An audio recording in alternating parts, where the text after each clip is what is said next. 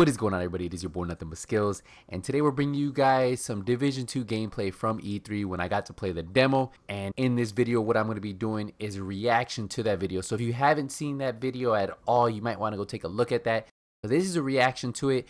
It's going to be more just nitpick some things that I think stood out to me now that I'm back playing more Division 1. And I watched this video recently and I was like, wow, that's some big changes right there that really make the difference. And we're going to talk about movements. We're going to be talking about how you vault over things. We're going to be talking about the lightweight M4 that you're going to see that I'm carrying. And then also the specialist that I'm using, Demolitionist, who has a grenade launcher. So let's get right into this video, guys. So the first thing I want to let you guys know is we were playing on a PC running at 4K, but we had Xbox controllers. That's how all the demos were set up. So getting used to the Xbox controller from PS4 took me a second, but once I got used to it, my aim started to get better.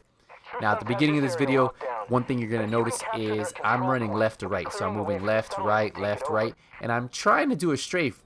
But in the Division 2, when you hit that sprint motion, it puts your character into a movement, something that it doesn't do in the Division 1 as much. And that's why I think the whole chicken dance won't be seen in Division 2 as much as you see it in Division 1. And there's other things that will affect why people won't be face tanking and so forth in Division 2, in my opinion. And we'll talk about that as we keep going on. A cool fun fact, the other 3 squad members were YouTubers. We had Mr. Fruit, we had Level Cap Gaming, and then we had Massive G. So that was my squad for this demo.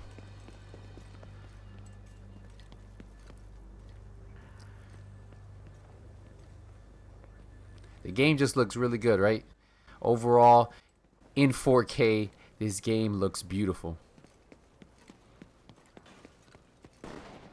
So if you can't tell, I'm running the specialist, the demolitionist. So I have the hive, I have a grenade launcher, I have a lightweight M4, and then I have a shotty. So this is pretty cool how this is the first time I get to use the hive, and the way it works is just cool. Look at it attack the target. It does all the work for you.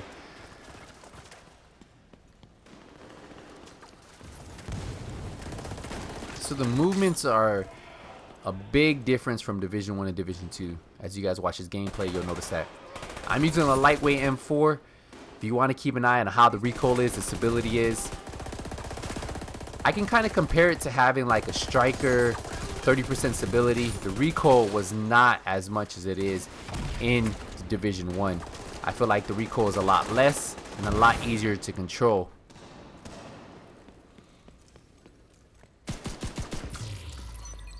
So you can pick up items the same way you pick up items on Division 1.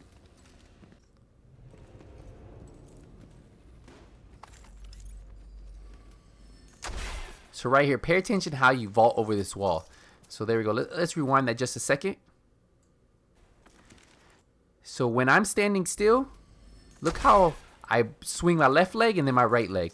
That is different than on the Division 1. That is something they added new to the game. So that movement right there is something new compared to the way it looks on Division 1. Also, another cool feature, if you didn't notice, look at the very bottom right here. When you pick up an item or you pick up ammo, it pops up on the bottom left-hand corner. Check that out. I'm gonna rewind it a little bit more. Let you watch it. And that works when you pick up ammo, when you pick up a backpack or any armor pieces. The cover-to-cover movement felt the same to me. Works just as good as it did in Division 1.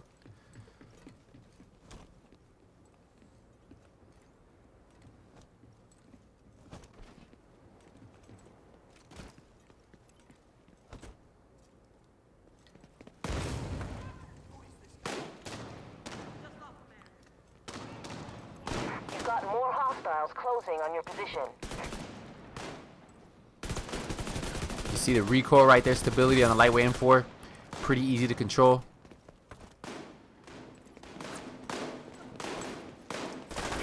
Right here, I'm going to throw the hive out again. But we end up killing the targets before my hive even deploys. One thing I'm not 100% sure about is the pop auto aim. I'm not sure if they have it still in the Division 2. That is something I I couldn't really test out, and I really don't remember off the top of my head. Now go back real quick. I'm gonna go back real quick. Look what I just picked up. So pause it right here. So you see this? This is ammo for my grenade launcher. So a lot of you guys are worried about your specialist class. Like if you have a grenade launcher, will you be able to spam the grenade launch? Will you be able to spam that 50 cal sniper rifle or that crossbow? Well, you have to be able to pick up that ammo. So I'm assuming for PvP and PvE, you can only have so much of that ammo, so you can't spam it as much, or only certain locations will give you that type of ammo. And I think that's really what's going to control how you use your specialist in PvP. Now, we don't really have a lot of information on that. So look, it says I picked up 3 grenade launcher ammo.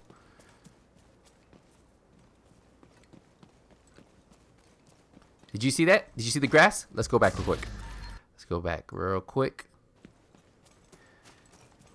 So watch Duke right in front of me. Watch Duke right in front of me. Pause it. Look at this trail right here. So as he runs through the grass starts to fall down. And that may be a way for you to track your enemies in PvP. Say if there's a survival mode in Division 2, you might be able to track your enemies by following their path, and that's pretty cool. The grass lays down because Duke just ran that way. I'm gonna hit play so you can see it.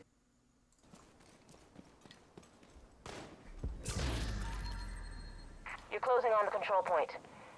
I'm seeing. So I'm moving left to right there, trying to see if I can get some kind of strafing going, but so I do a little cover to cover action right here.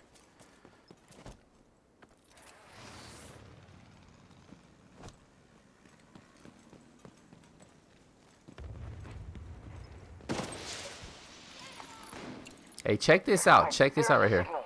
Let's go back. Let's go back. Did you see this? So it's a control point. So that means it's kind of weird. I've never really noticed this, but it's red. I'm assuming because the enemies have this control point. And I know they pointed it out in certain interviews and stuff like that. They were talking about that enemies can come back and take those control points. So even after you liberate this control point, enemies can come back and take it back over, and that's pretty cool. And this is on the PvE side.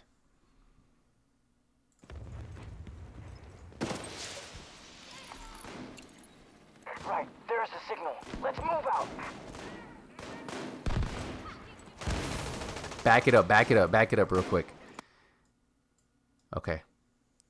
So we just got a gameplay trailer where someone pops a flare. Free world's last line of defense.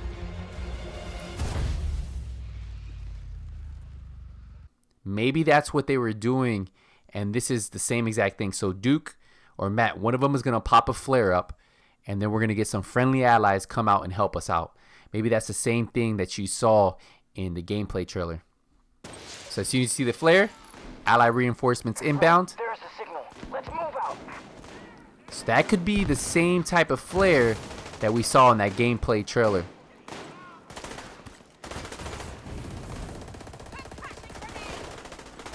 Now when you vault over that wall right there, it's the same thing. Look, check this out.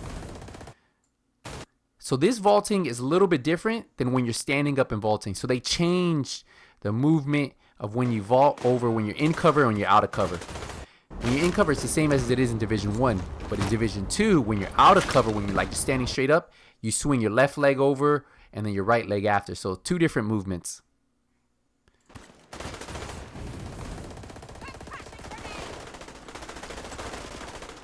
So I'm going to throw the hive out, let it do its work.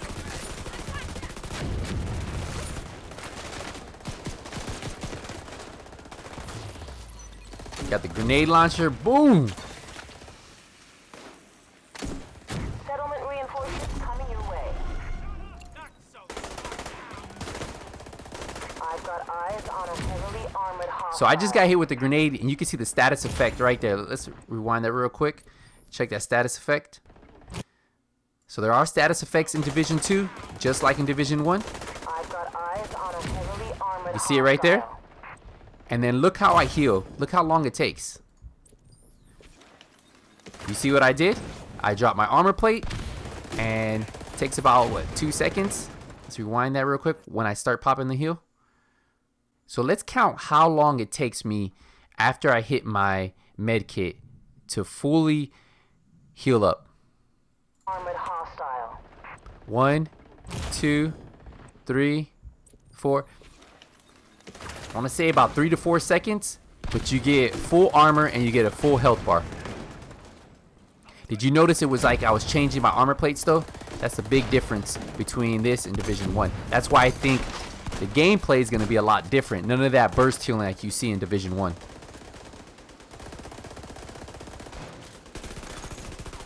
Division agent is down. So we have a player in the back. Kit goes down. I'm going to go pick him up. The revive system works the same way as it does in Division 1. Come in, Dip. You've got additional hostiles inbound on your position. Come on, people! Secure the site!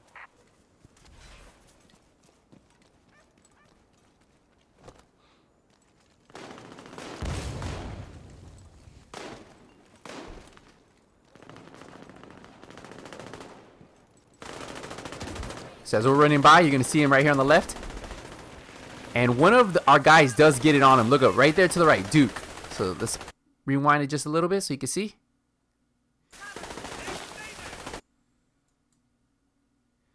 So look at Duke right in front of me. So the NPC put enough chemical material on him that it did harden up. But he's quick enough that he can get it off without me having to shoot it. So check this out. Look, he's just going to keep moving his joystick, and he was able to break free.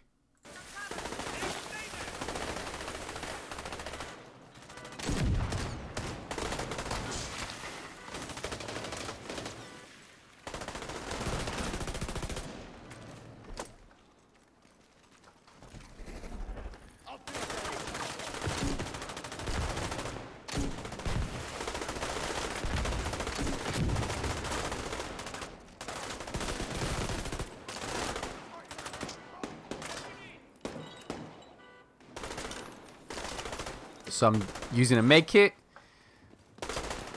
change the armor plates out, and I have full health now.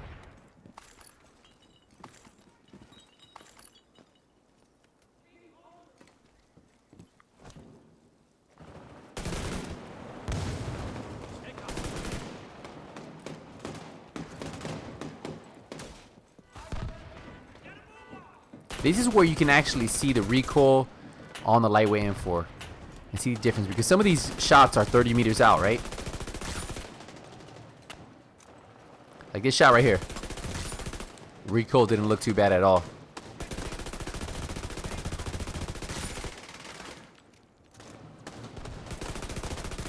See that recoil? Hardly any. And that's a lightweight M4 right there. So a lot of you guys wondering if you're still going to be able to use the lightweight M4 in the Division 2. So I want to pause it right here. You see these white lines? Well, those white lines are the weak points. So if you can hit the weak points on the NPC, looks like back here might be a weak point, that little red spot. If you can find the weak points on an NPC, that will remove those white lines. And once you remove those white lines, the NPC will drop. So it's more about finding weak points, destroying those weak points on the NPCs, instead of them on like on the Division 1 where they just have a lot of health. On Division 2, it's more about if you can find those weak points, the NPCs will drop a lot faster.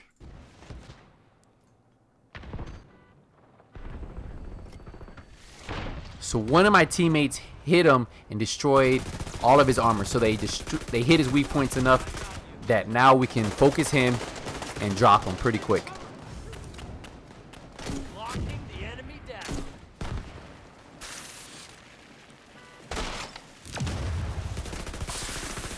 You see what just happened to me? You just see, hey, see, look what just happened to me. Let's back that up a little bit. So I was focused on that NPC in front of me. Look, see the chemical material that just hardened on me? So there's an NPC around me that shot that chemical material on me that has hardened up, and now I'm kind of stuck. But look, I'm able to break free. So I broke free, and now I'm going to focus that NPC.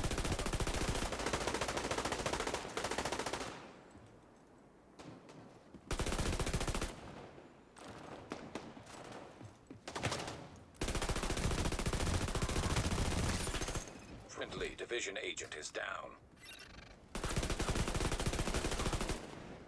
My aim was off right there. You see that? There we go. Starting to hit some shots.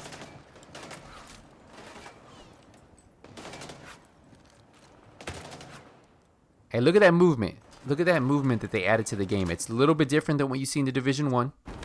How I climb up. I put one leg up. That's something new. So for you Division fans out there that want to see new things from the Division 2, that is the new movement they added. 100%. It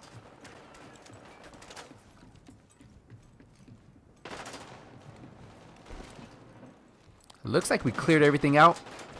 But we got one NPC right here. Gonna use this shoddy. And that's it. The crash site is captured. I mean, we learned a lot, man. I learned a lot from watching this after the fact, after I made this video and I put it out. And now I'm back in Division 1.